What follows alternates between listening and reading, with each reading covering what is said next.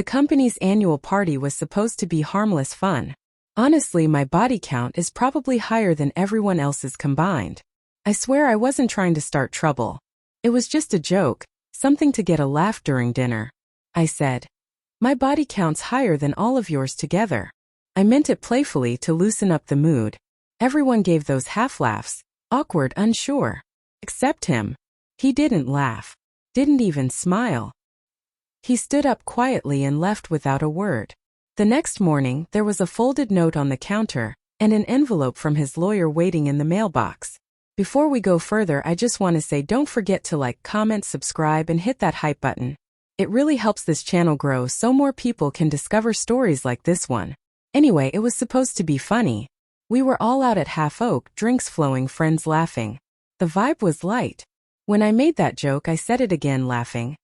I probably have more experience than everyone here combined. People chuckled, but it didn't last.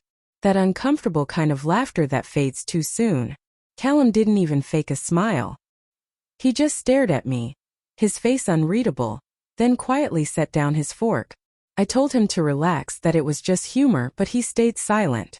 The quiet made me talk more, teasing him, saying men nowadays were way too sensitive. Still nothing. When the bill came, he put some cash down, stood and walked away. Everyone's eyes were on me. I rolled mine and said he just couldn't handle a confident woman. When we got home, he didn't yell, didn't ask questions. He just packed a small bag and said he'd stay at his mother's for a few days. I called him dramatic. He looked at me and said, "You think it's funny because it's never you being laughed at." Then he walked out.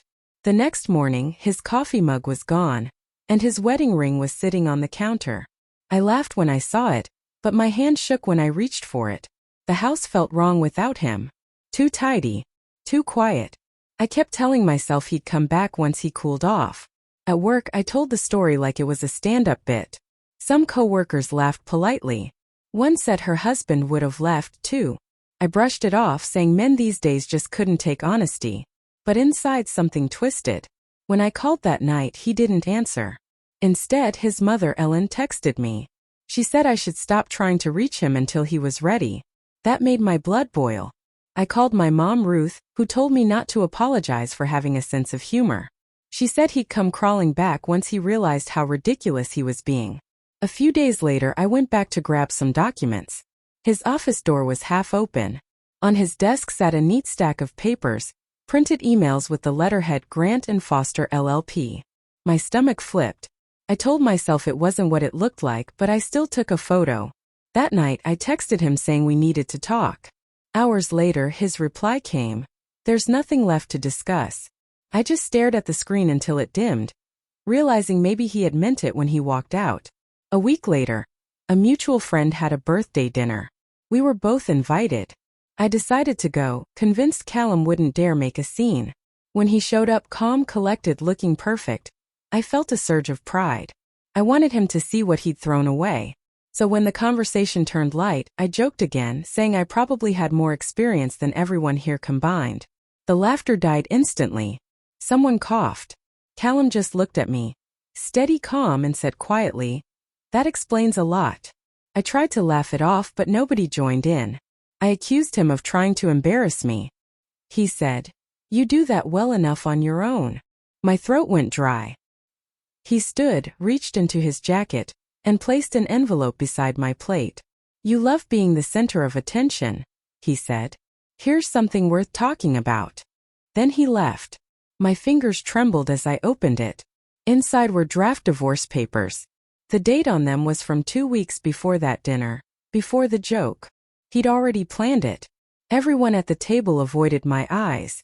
I smiled tightly and said he'd calm down eventually. But later, driving home, the laughter that came out of my mouth didn't sound like mine. After that night, I couldn't stop thinking about the papers. He'd prepared them long before I opened my mouth, like he'd just been waiting for a reason. I told myself he wouldn't actually file, that he'd cool off once I showed I cared. I texted him long messages, about love, honesty, misunderstandings, but he never replied. One afternoon, I stopped by the house to pack. His study was locked, but I knew where he kept the spare key. Inside, everything was perfectly arranged. Folders labeled neatly in his handwriting, finances, messages. Custody. I opened one and froze. Screenshots of my old posts, texts, even comments from friends about me living wild before we married. Another folder held receipts and bank records marked misuse of shared funds. Every page felt like a quiet accusation. I sat in his chair and whispered that he'd gone too far. But the more I flipped through, the more I realized he hadn't rushed this. He'd been collecting evidence for months, building a case piece by piece. When he came home later, I confronted him. He said calmly, "Lock up when you're done." I asked if he was really doing this. He looked at me and said, "You already did." Then he walked upstairs as if nothing had happened. 2 weeks later, we sat across from each other at mediation. I wore a simple navy dress, hoping to look composed. Callum was already there, calm, rested, distant. I smiled politely, but he didn't look at me once. The mediator asked if I wanted to start. I said yes. I explained it was all a misunderstanding, just a joke taken too far. I said he'd turned humor into a crime. His lawyer opened a folder filled with documents, screenshots, bank statements, old messages between me and Blake from years ago. My stomach dropped. I said those meant nothing. The lawyer replied, "They show a pattern of public disrespect." Callum didn't speak. Not once. When asked if he had anything to add, he simply said, "I'm here for closure." I tried to gain back control, saying men couldn't handle confident women. I swore I'd never cheated. The lawyer replied softly, "No one said you did." Somehow that hurt worse. When the mediator read the summary, it was final. Property and custody awarded to Callum. Immediate separation. My throat tightened. I looked at him, hoping he'd show some mercy. But he just nodded, thanked the mediator, and turned to me. "You wanted everyone to laugh," he said. "Now they have their ending." Then he left. The house felt hollow when I returned. His things were gone, drawers empty, closets half open. Even his scent, that clean cedar soap, was fading. On the kitchen table sat a thick envelope with my name on it. Inside were the final divorce papers, signed and dated. No note. No message. Just the quiet finality of ink on paper. I called my mother. She sighed and said maybe I'd gone too far this time. I told her I was just being honest, that humor shouldn't destroy a marriage. She said softly, "It wasn't humor. It was cruelty dressed as confidence." I hung up before she could say more. For a long while I just walked through the house, touching the things he left behind.